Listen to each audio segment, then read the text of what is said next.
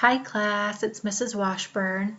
Today we are learning in Google Docs how to layer text, which is our words, and images together.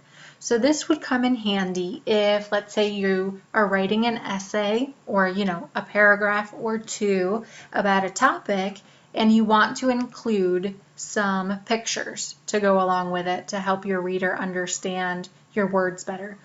So the example that I have up here is a fun little essay with some pictures of dogs. I have 3 pictures, and that one's even animated, which is kind of fun. And then a little guy down here on the next page. So what you are going to learn today and what you are going to practice doing is moving the pictures around in some pretty specific ways. So most of the time when we write something, we have a title, right? So this title is how to layer things in Google Docs. And then we have a picture. I like to start with a picture because I think it helps my reader understand the theme and then have my words right underneath it. So when I click anywhere that there is text or letters, the cursor shows up, which is that blinking line.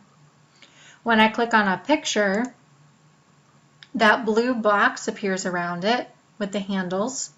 We can make it bigger or smaller using those handles like that. Or we can move it around if we have the option of all 4, which we don't because, let me just show you the next part.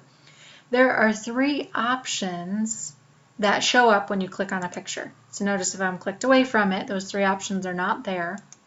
But when I click on it, they're there. So right now it's on something called break text.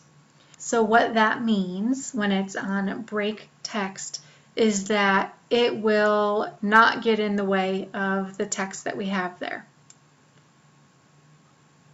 When it is in break text, we can move it either from the left side to the middle or the right side, but we only have those 3 options there.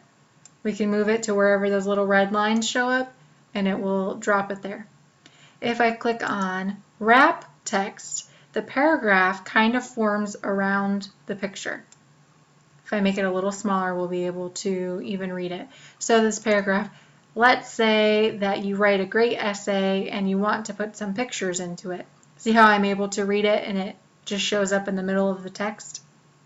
When it's like this, you can also move it. So I could have it on the side and have the paragraph over there and it works like that, which is kind of cool. It makes it a little bit more creative.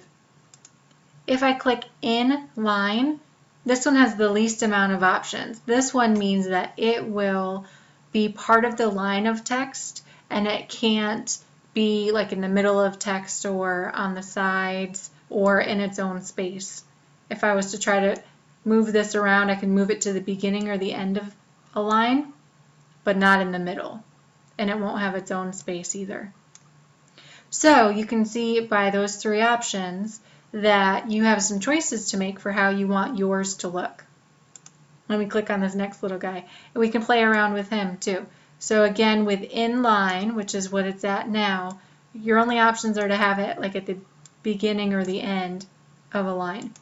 Whereas if we wrap text around it, let's say I wanted to make this little guy nice and big, that paragraph is going to go all the way around and you have to kind of read between it. Or you can try to put it over here to the side, like that. And then break text means that it's going to have its own space. You can put it in the middle or on the sides, and that's up to you. So we have all of these pictures, and my challenge is going to be for you to get all 3 pictures on the same page and have each one of them a different type of layering. So one of them needs to be inline, one of them needs to be wrap text, and one of them needs to be break text. But as far as how big or small they are, that is totally up to you, with the goal of getting them all on 1 page and not on 2 pages. And then you can choose if you want them on the left or the right or in the middle. All of that is also up to you. Okay, that is your task for today. I can't wait to see what they look like when they are complete. You may go ahead and get started.